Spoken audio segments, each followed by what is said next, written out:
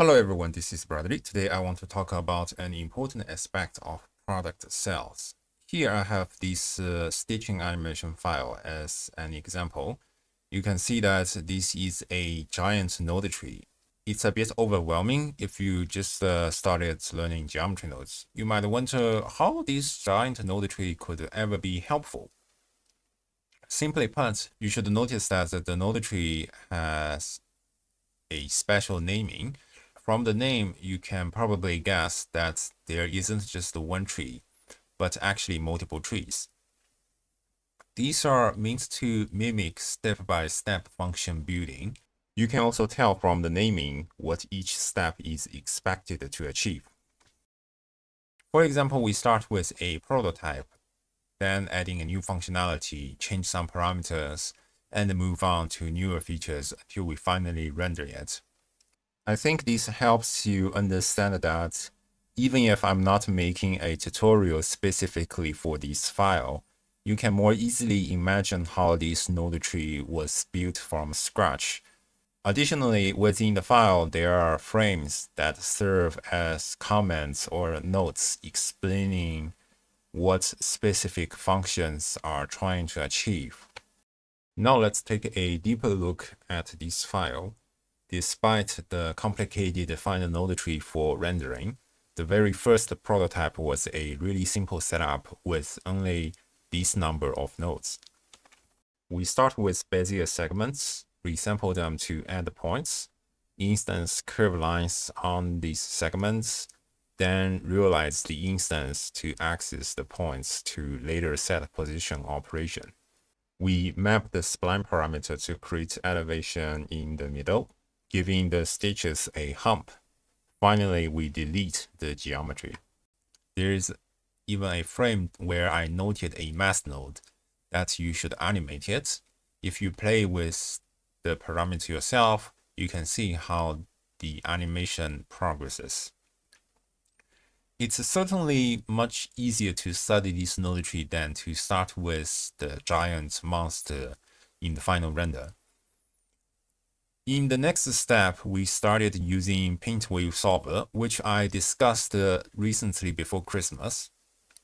The node tree becomes larger, but since we've already covered the previous sections at the bottom, we mostly need to pay attention to the top. We use a curve to generate a line trimming action and feed it into the Paint Wave Solver to create a kind of wave motion. Then we simply use a color ramp and apply it for displacement. Up to this point, it isn't very difficult to achieve the basic form of the animation. Of course, there are many more steps to complete eventually, adding details and tweaking parameters. This is the labor where, for example, you get paid minimum wages, like $10 per hour. Similarly, we have this fire visual effects example. I started with a portal effect with only this number of nodes plus a shader. Then I added a wavy effect with two materials, followed by a simple beam, and so on and so forth. I just kept adding different elements step by step. Sometimes you will see duplicated node tree with a 001 suffix when I try new ideas. Whether I succeed or fail, I mark the failed ones with red frames and leave notes about the goals and the issues.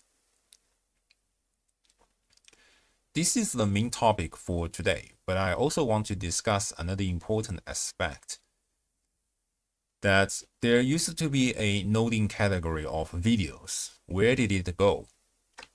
Those noding videos were usually not voiced, to mimic a kind of live stream environment. Although I don't really do live streams because my throat can't handle constant talking, and realistically, not many people would watch them based on these channels' statistics.